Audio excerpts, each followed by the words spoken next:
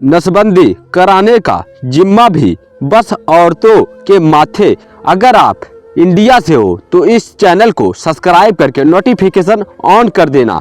Supreme court के 2016 के आदेश के बाद नसबंदी शिविरों की जगह अब नसबंदी दिवस ने ले ली है, लेकिन आज भी नसबंदी मुख्य रूप से महिलाओं की ही की जाती है और यूपी में बहुत सी महिलाएं अन्य किसी आधुनिक गर्भ निरोधक तरीके के मौजूद नहीं होने की वजह से यह कदम उठाती हैं, क्योंकि और कोई विकल्प भी उपलब्ध नहीं है।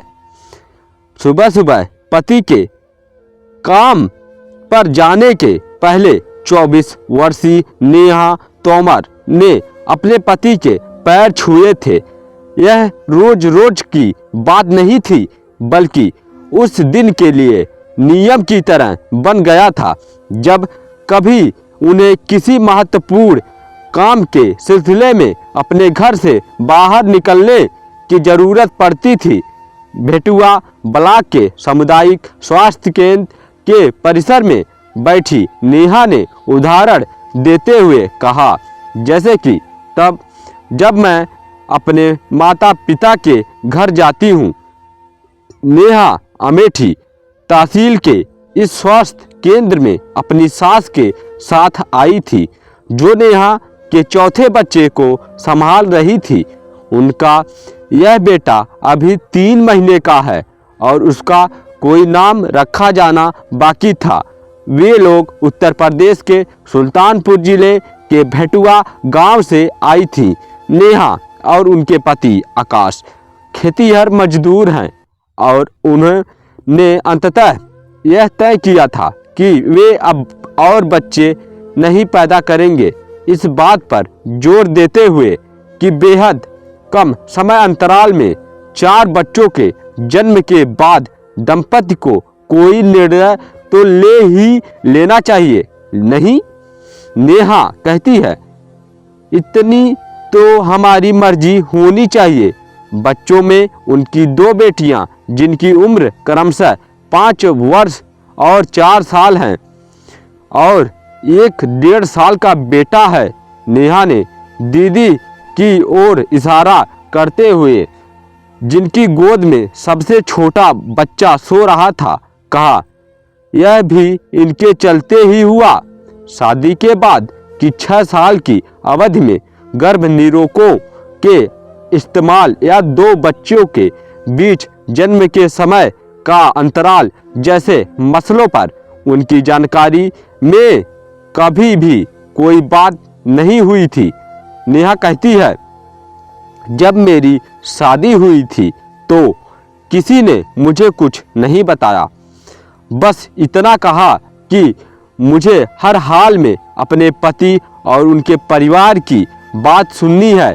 शुरुआती 2 बार गर्भवती होने के बाद ही उन्हें पता चल पाया कि अगर वह गर्भवती होने की अधिक संभावना वाले दिनों में, यानी अपना पीरियड शुरू होने के लगभग 2 हफ्ते बाद तक सेक्स से परहेज करती हैं, तो वह एक और बार गर्भवती होने की संभावना को कम कर सकती हैं।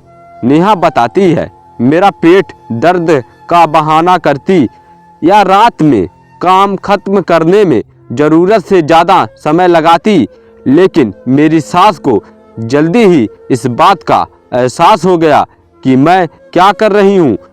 गर्भ निरोधक के पारंपरिक तरीकों जैसे शारीरिक संबंध बनाने से बचना, आवधिक संयम बरतना और तनिक सुरक्षित अवधि को ध्यान में रखना जैसी चीज़ें जो कि नेहा कर रही थी, बाकी भारत की तुलना में यूपी में अधिक प्रचलित रहे हैं। रिप्रोडक्टिव हेल्थ नामक पत्रिका में 2019 में प्रकाशित एक शोध पत्र के मुताबिक, जो नेशनल फैमिली हेल्थ सर्वे के आंकड़ों पर आधारित है, राज्य में अपनाए जा रहे गर्भ निरोधक तरीकों में 22% मामलों में यही तरीके अपनाए जाते हैं। इसकी तुलना में राष्ट्रीय स्तर पर सिर्फ 9% मामलों में इस तरह के तरीकों का इस्तेमाल देखा गया है। इस शोध पत्र के अनुसार वर्तमान में यूपी में केवल 50% विवाहित महिलाएं ही परिवार नियोजन के आधुनिक तरीकों मसलन कंडोम, गोली और नसबंदी का इस्तेमाल करती हैं। वहीं राष्ट्रीय स्तर पर औसतन 72% महिलाएं इनका प्रयोग करती हैं। एक दुर्घटना में आकाश का पैर फ्रैक्चर हो जाने के बाद मुश्किलें बढ़ने लगी। वह काम करने और पैसा कमा सकने की हालत में नहीं रहे। जब जाकर नेहा अपने पति से ऑपरेशन करवाने के संबंध में बात कर पाने की हिम्मत जुटा पाई। महिलाओं की नसबंदी पर बात करते हुए इसी शब्दावली का इस्तेमाल किया जाता है जिसमें फैलोपियन ट्यूब को बंद कर दिया जाता है ताकि वो गर्भवती ना हो पाए। इसके बाद भी यकीन ना होने की वजह से नेहा की सास उनके साथ अस्पताल तक जा गई थी, लेकिन उन्होंने उम्मीद का दामन नहीं छोड़ा था। वह अपने आप से बड़बड़ाती रही या शायद वह नेहा और उन 22 अन्य महिलाओं को सुनाते हुए धीमी आवाज में बोल रही थी। 2 बिंदियों, नोगलिया, सनवा और टिक्कीरी जैसे पास के गांवों से सामुदायिक स्वास्थ्य केंद्र तक आई हुई थी। भगवान और बच्चे के बीच में कभी नहीं आना चाहिए। नवंबर महीने की उस सुहावनी सी सुबह बेमुश्किल 10 बजे रहे थे, लेकिन ज़्यादातर औरतें 9 बजे के आसपास ही पहुंच गई थी और दिन बीतने के साथ साथ और भी औरतें आती गई। भेटुआ सामुदायिक स्वास्थ्य केंद्र के प्रभारी चिकित्सा अधिकारी डॉक्टर अभिमन्यु वर्मा कहते हैं, खास तौर पर अक्टूबर से मार्च तक की अवधि के दौरान महिला नसबंदी दिवस पर हर रोज लगभग 30 से 40 औरतें आती हैं। वे सर्जरी करवाने के लिए इन महीनों को ही वरीयता देती हैं। इन दिनों में मौसम ठंडा होता है और टाँके तेजी से ठीक हो जाते हैं। टाँके पकते नहीं हैं। छत्तीसगढ़ की बिलासपुर जिले की तखत ब्लॉक में 8 नवंबर 2014 को हुई शायद घटना के बाद नसबंदी के लिए शिविर लगाने की पहल के खिलाफ बड़े पैमाने पर लोगों में आक्रोश था। जिला अस्पताल के एक सर्जन द्वारा लंबे समय तक बंद पड़ी इमारत को बिना रोगियों मुक्त किए 90 मिनट के भीतर 83 महिलाओं की नसबंदी कर दी गई। उस शिविर में 13 महिलाओं की मृत्यु हो गई और कई अन्य को अस्पताल में भर्ती करना पड़ा था। सर्जन ने एक ही लोक स्पोक का उपयोग किया और एसिपिसिस के लिए कोई सावधानी नहीं बरती। यह कोई पहला सामूहिक सर्जरी शिविर नहीं था जिसमें महिलाओं के स्वास्थ्य को लेकर लापरवाही बरती गई हो। बिहार के अररिया जिले के कुशवाकंटा ब्लॉक स्थित कपारफोड़ा बस्ती में 7 जनवरी 2012 को 53 महिलाओं की नसबंदी एक स्कूल में की गई, वह भी टार्च की रोशनी में। और इसी तरह की बिना साफ सफाई वाले हालात में अररिया की घटना के बाद स्वास्थ्य अधिकार कार्यकर्ता देविका विश्वास द्वारा 2012 में दायर एक जनहित याचिका पर 14 सितंबर 2016 को फैसला सुनाते हुए सुप्रीम कोर्ट ने केंद्र और राज्य सरकारों को 3 साल के भीतर सभी शिविर आधारित सामूहिक नसबंदी को रोकने और इसके बजाय परिवार नियोजन योजना के तहत स्वास्थ्य सुविधाओं के व्यवस्था को मजबूत करने तथा सेवाओं तक पहुंचने को बेहतर कराने पर ध्यान केंद्रित करने का निर्देश दिया था। सुप्रीम कोर्ट में सुनवाई के दौरान यूपी, केरल, राजस्थान, मध्य प्रदेश और महाराष्ट्र सहित अन्य राज्यों से भी नसबंदी शिविरों में ठीक से देखभाल न किए जाने के परिणाम दिए गए थे। इसके बाद नसबंदी के लिए शिविर लगाने की पहल की जगह फिकेट सर्विसेज ने ले ली। ऐसा होने का मतलब था कि अब जो भी महिलाएं और पुरुष नसबंदी करवाना चाहते हैं वे महीने के उस निश्चित दिन अपने जिले के सामुदायिक स्वास्थ्य केंद्र आ सकते हैं। उम्मीद यह भी कि यह प्रणाली स्थितियों की बेहतर निगरानी और नियम में मददगार साबित होगी। तय दिन को बड़े पैमाने पर नसबंदी दिवस मनाया जाता था, लेकिन नसबंदी के लिए पुरुष शायद ही कभी आते थे, इसलिए अनौपचारिक रूप से उस दिन को महिला नसबंदी दिवस कहा जाने लगा और अदालत के आदेश के बावजूद गर्भ निरोधक के तरीके के रूप में नसबंदी को ही अहमियत दी गई, वह भी मुख्य रूप से महिला नसबंदी को। राष्ट्रीय स्वास्थ्य मिशन की सलाह 2017 की 11वीं कमान रिव्यू मिशन रिपोर्ट में कहा गया है कि पूरे भारत में नसबंदी के कुल मामलों में 93% महिला नसबंदी के मामले हैं। अभी 2016 से 17 में ही भारत ने अपनी परिवार नियोजन निधि का 85% हिस्सा महिला नसबंदी पर खर्च किया और 2019 में रिपोर्टेड हेल्थ में प्रकाशित शोध पत्र के अनुसार यूपी में जहां एक और इस प्रक्रिया में 1998 से 99 की तुलना में कमी देखी गई, वहीं दूसरी ओर यह प्रक्रिया प्राथमिक विधि बनी रही, जिसके अंतर्गत 33% गर्भ निरोधक उपयोगकर्ता उच्च प्रजनन दर वाले जिलों के थे और 41% उपयोगकर्ता कम प्रजनन दर वाले जिलों के, जिनकी प्राथमिकता महिलाओं की नसबंदी कराना थी। सुल्तानपुर जिले में नसबंदी की प्रक्रिया के संचालन का पूरा भार 2 से 3 डॉक्टरों पर पड़ा।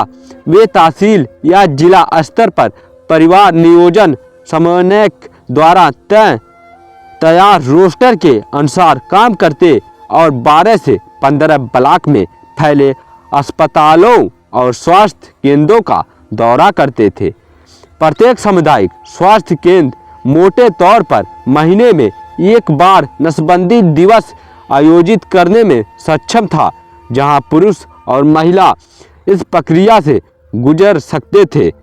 भेटुआ स्वास्थ्य केंद्र में ऐसे ही किसी निर्धारित दिन यह बात साफ हो गई कि महिलाओं की नसबंदी के लिए दिनों की सीमित संख्या इस प्रक्रिया से गुजरने के लिए तैयार होगी कि मांग को पूरा करने के लिए आप पर्याप्त है। शाम को 4 बजे जब रोस्टर पर निर्धारित सर्जन सरकारी स्वास्थ्य मेले में भाग लेने की वजह से काफ़ी देर से पहुंचा, तो उस समय रोगियों की संख्या 30 तक पहुंच चुकी थी। 2 महिलाओं को वापस जाने के लिए कह दिया गया, क्योंकि प्रारंभिक जांच के बाद पता चला कि वे गर्भवती हैं। इमारत के एकदम आखिरी छोर पर ऑपरेशन थिएटर जैसा एक कमरा दोपहर से तैयार रखा गया था। बड़ी सी खिड़की पर लगे बेहद पतले पर्दों से धूप छनकर अंदर आ रही थी, लेकिन फिर भी मौसम कमोबेश ठंडा ही था। कमरे के बीच में 3 ऑपरेटिंग टेबल लाइन से लगे थे। उन्हें एक और से थोड़ा झुका दिया गया था, जबकि दूसरी ओर ईंटों की मदद से ऊंचा कर दिया गया था ताकि सर्जरी के दौरान डॉक्टर को पहुंचने में आसानी हो। डॉक्टर राहुल गोस्वामी ने ईंटों की तरफ इशारा करते हुए कहा, मेडिकल स्कूल में हमने डेस्टलन बग सुविधा वाले ऑपरेशन टेबल के बारे में सीखा था। उन्हें झुकाया जा सकता है, लेकिन यहाँ 5 साल तक रहने के दौरान मैंने ऐसा एक भी नहीं देखा है, इसलिए हम कुछ ऐसा रास्ता अपनाते हैं। सर्जरी के दौरान गलत परिस्थिति से मुश्किलें पैदा हो सकती हैं। नेहा सर्जरी के लिए कमरे में लाई जाने वाली पहली 3 महिलाओं में से एक थी। उनकी सास को बाहर इंतजार करने के लिए कहा गया था। तीनों महिलाओं में से किसी ने कभी भी किसी आधुनिक गर्भ निरोधक तरीकों का इस्तेमाल नहीं किया था। नेहा कम से कम उनके बारे में जानती थी, लेकिन अस्कवांश उन्हें इस्तेमाल करने से बचती रहती थी। उन्होंने अंतर्गर्भाशयी डिवाइस का जिक्र करते हुए कहा, मैं उनके बारे में जानती हूँ, लेकिन गोलियाँ खाने से मितली आती है और कापर टी डरावना लगता है। यह एक लंबी सी छड़ जैसा है। मान्यतः पर्याप्त सामाजिक स्वास्थ्य कार्यकर्ता दीपालता यादव, जो अन्य 2 महिलाओं के साथ आई थी, इस बात पर मुस्कुराई। यादव कहती हैं, कापर आईयूडी के बारे में बात करने पर आपको आमतौर पर यही सुनने को मिलेगा। हालांकि अंदर का उपकरण काफ़ी छोटा और टी आकार का है। सिर्फ पैकेजिंग लंबी है, इसीलिए उन्हें लगता है कि पूरी चीज़ अंदर डाली जाएगी। यहाँ पर आज के दिन का उनका काम पूरा हो चुका है और इस प्रक्रिया के लिए वह जितनी भी महिलाओं को यहाँ लेकर आई थी, उसके बदले रूप उन्हें 200 रुपये हर महिलाओं के हिसाब से मिलेंगे। लेकिन यादव लंबे समय तक रुकती हैं, दोनों महिलाओं को बेड पर चढ़ाने पर में मदद करती हैं और एनेस्थीसिया के असर करने तक प्रतीक्षा करती हैं। ऑपरेटिंग टेबल पर पहुंच जाने के बाद आप यह नहीं बता सकते कि कौन सी महिला कौन है। जिस समय डॉक्टर एक एक करके हर एक टेबल पर जा रहे थे, उनके सिर डर और थकान से झुके तिरछे लटके हुए थे। इस प्रक्रिया ने उन सभी को एक ही कमरे में तनिक असमान अवस्था में रहने पर मजबूर कर दिया था, लेकिन किसी के पास इस सब चीज़ों के बारे में सोचने का समय नहीं था। प्रक्रिया को अंजाम देते समय ऑपरेशन वाले कमरे का दरवाज़ा कई बार खुलता और बंद होता था, जिससे महिलाओं की निजता भंग हो रही थी। कमरे में उनकी सांसों की लय और उपकरणों की खड़खड़ाहट साफ सुनाई जा सकती थी।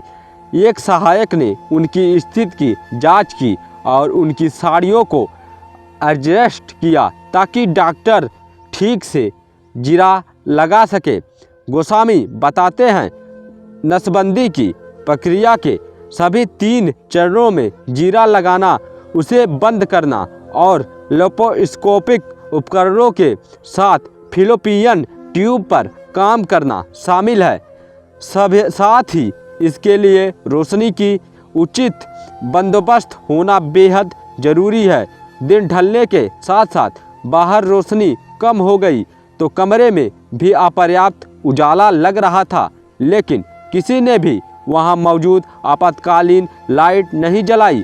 5 मिनट से भी कम समय में एक औरत की सर्जरी की प्रक्रिया पूरी हो गई और डॉक्टर अगली मेज पर चला गया। उन्होंने कहा, हो गया, डन। यह इशारा वहां मौजूद सहायक और आशा कार्यकर्ता के लिए था ताकि महिला को मेज से नीचे उतारने में मदद की जाए और अगले समूह को सर्जरी के लिए तैयार रखा जाए। बगल के कमरे में गद्दे बिछाए गए थे पीली दीवारों पर नमी और कई के दाग थे। सामने के दरवाजे के पास मौजूद शौचालय से बदबू आ रही थी। सर्जरी की प्रक्रिया पूरी हो जाने के बाद नेहा को लिटाने के लिए लाया गया। फिर तकनीक आराम होने के बाद उन्हें और अन्य महिलाओं को एक एम्बुलेंस से घर छोड़ा गया। आधे घंटे बाद जब वह एम्बुलेंस पर चढ़ी तब भी उन्हें पूरी तरह होश नहीं आया था। वह आंशिक रूप से अभी भी अचेतनावस्था में थी, क्योंकि यह सब बहुत जल्दी कर लिया गया था और उन्हें ठीक से बेहोश नहीं किया गया था। वह जब अपनी सास के साथ घर पहुंची तो आकाश उनका इंतजार कर रहे थे। उनकी सास ताने भरे लफ्ज़ में कहती है, पुरुष जब घर लौटते हैं तो उम्मीद करते हैं कि उनकी माँ, उनकी पत्नी, उनके बच्चे, उनका कुत्ता इंतज़ार करता हुआ मिले, जबकि दूसरों के लिए वे ऐसा कुछ भी नहीं करते। इसके बाद उनकी सास सीधे घर के एक छोटे से कोने में नेहा के लिए चाय बनाने चली गई, जो कि असल में घर की रसोई थी। उन्होंने पेट पकड़कर उस जगह को दिखाते हुए जहां पट्टी का एक चौकोर टुकड़ा जीरा लगाने की जगह लगा हुआ था, कहाँ इंजेक्शन लगाने के बाद भी दर्द हो रहा था। 2 दिन बाद नेहा रसोई में वापस काम करने लगी थी। वह उकड़ू बैठकर खाना बना रही होती थी। पट्टी अभी भी लगी हुई थी। तकलीफ उनके चेहरे से दिख रही थी और टाके का घाव ठीक होना अभी बाकी था। वह कहती है, पर झंझट ख़त्म। अगर आपको और ऐसी स्टोरियाँ चाहिए जो आपके जीवन को बदल सकती है और आप अपनी माँ से बहुत प्यार करते हैं, तो उस माँ की कसम इस चैनल को सब्सक्राइब करके नोटिफिकेशन ऑन कर देना और इस वीडियो को ज़्यादा से ज़्यादा शेयर करके इस इंडिया में फैला देना। जय हिंद, जय भारत।